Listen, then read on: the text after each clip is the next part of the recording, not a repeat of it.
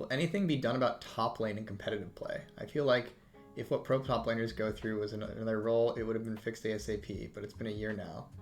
Are you talking about like lane swaps? I'm assuming you're talking about lane swaps.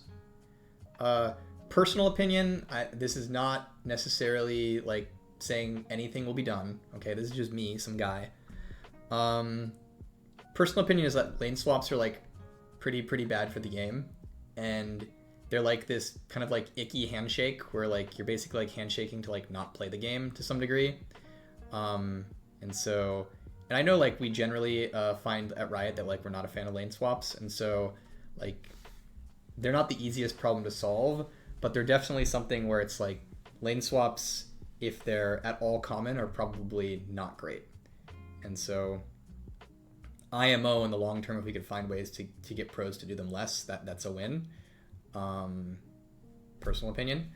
And also one last thing though about one other thing about lane swaps though is that there is a difference between a strategy that's very rare and happens every once in a while versus like a strategy that's like common, right? So like, you know, if a lane swap happened like, you know, once in every like, you know, 50 pro games, that actually could be potentially like cool and exciting, versus if a lane swap, you know, happens like, you know, half the games or a quarter of the games, things like that. But yeah, generally, personally not a fan of lane swap because it feels like it's like, okay, well, what are we doing here? We're handshaking to not play League of Legends. And I think that can be pretty rough, but it's a complicated space because like there's a lot of reasons they happen. And yeah. And then yeah, it also like creates like rough parts about like the meta where it's like, oh, if it's a lane swap meta, right? It's like that like greatly restricts the type of characters you can have in top lane, because then it's like, okay, not only does your top laner have to be viable in a matchup, but they also have to be viable if they get 2v1'd in a lane swap, right? And like that like really restricts down to like who's actually good in those situations, which I think can be rough as well. So yeah. Lotus Black, I have a question about URF ZERI. What will work with her? ZERI will not have any change for URF because ZERI has a forced attack speed cap at 1.5 to not give you carpal tunnel, and so nothing's really going to change for ZERI and URF. She'll be the same in regards to that. The thing about ZERI and URF though is, remember in URF you get double attack speed, and ZERI converts excess attack speed to AD. So the thing that happens for her in URF is her Q just gets higher damage. And so as you buy tons of attack speed on ZERI, your Q is still powering up. It's just not powering up in terms of attack speed. It's powering up in terms of AD. What do I think about Assassins currently? I think Assassins are somewhat weak and have been for a while. I think it's just hard to be an assassin and be able to kill people, aside from, you know, the AD carries. We are buffing them next patch with the domination changes. One of the things about Assassins specifically this season is we took, I think, like it was, what is Eyeball Collector? So Assassins lost 30 adaptive force in the new season because Eyeball Collector is gone. And that's a big nerf. That's a big nerf. That's like, what is it, 600 gold worth of stats? Amp Tome is 400, it's 20. Yeah, it's 600 gold worth of stats. That's a big nerf. And so if you're like wondering about like Assassins specifically this season, one thing going on with them is any character who mains Domination Tree has lost a lot of just raw damage. And that's why this patch we're actually buffing a lot of the Domination Keystones to help that out. And so, well, I do think like Assassins has probably been somewhat weak for a while now, especially the AD Assassins. In terms of like specifically right now, one of the things that's going on is the Domination Tree is a little weak, and that's being buffed next patch. I didn't know thinking about balance as trading states of game could be so fun. Hope to work in games someday as an artist. Well, good luck. Games definitely need talented artists. That's a really important part. I think sometimes people undersell what art can do to a game. I think a really easy example of this actually is Jhin. I would say, you know, Jhin has over time been fairly successful as a character. And, you know, you could say, oh, his gameplay is pretty good. And I'm pretty proud of Jin's gameplay.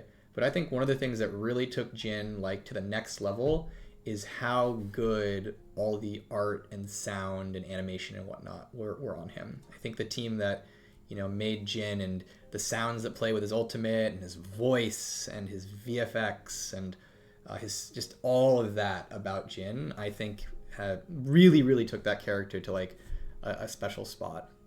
And so art has a really big impact on games. So yeah, good luck. Could people hold down Q to buffer ZERI's attack? It's worth thinking about. I don't know if it's a good idea, but I think we might have a tech nowadays. I wonder if it's worth trying. Just hold down Q to shoot on ZERI. Might make you a little less accurate, but maybe that's okay. ZERI to 2, since the attack speed cap is going to 3? No. Sorry, so ZERI's attack speed cap is not there for game balance. ZERI's attack speed cap is there so you don't break your wrist playing the champion. Like, I basically put it on her so that, like, she is not painful to play.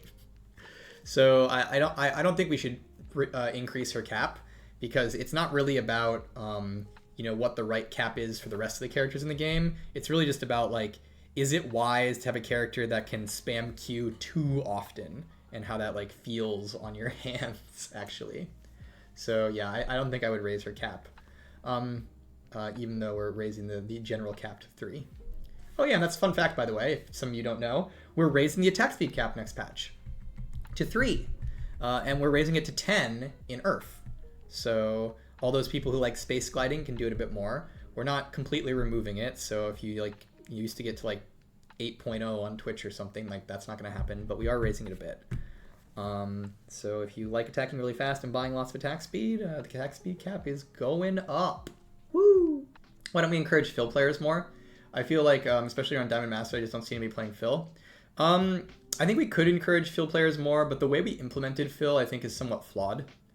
And it makes it so people don't want to Phil. And what happens is, and here's the problem with Phil, and it's not necessarily an easy problem to solve, and that is, when you Phil, often what Phil means is you're playing the unpopular role. And so I think a lot of people, when they think, oh, I want to be a Phil player, what they actually think in their heads is, I want to be someone who like plays all the roles, right? They're like, okay, I'll play top this game, mid that game, jungle that game, bot that game, right? And play a big variety of roles. But often what Phil ends up meaning is, I play jungle and support every single game, because that's the role that needs to be filled, right? And so, while I do think like giving people the ability to select Phil is still valuable, right? You know, some people are just like, I don't care what I'm going to be, just put me in the game. I do wonder if there's a better implementation of Phil that kind of like, again, I don't know how we do this off the top of my head. It's like a complicated problem, but like if there's a better version of Phil that like was more guaranteed to give you a variety of roles as you played it, I think that would potentially be more interesting. Whereas right now, selecting Phil, especially at like certain places, is very akin to like selecting jungle or selecting support or something like that. And that's the thing. And someone just asked, I wish I could select any role but that one. That is also a great thought. Like, a lot of people ask this about like autofill. It's like, why do you have autofill? Why don't you just let me, like, could I just fill anything but one? We could potentially do that. If we did that, we'd probably still need to have autofill though. And the reason for that is, if you tell players any role but one, what you end up getting is everybody selects any role but jungle, or any role but support, whichever like role is the least popular. And then you're back to having the same problem that autofill is trying to solve, which is you need a support to fire a game, right? And so if you don't have a support, you need to find one somewhere. And one of the ways we do that is autofill, right? And so by letting people do like choose any role but one, you're still going to have the issue of the least popular role is under populated, and you need to find people to go in there. So that's like the complexity and the difficulty of it.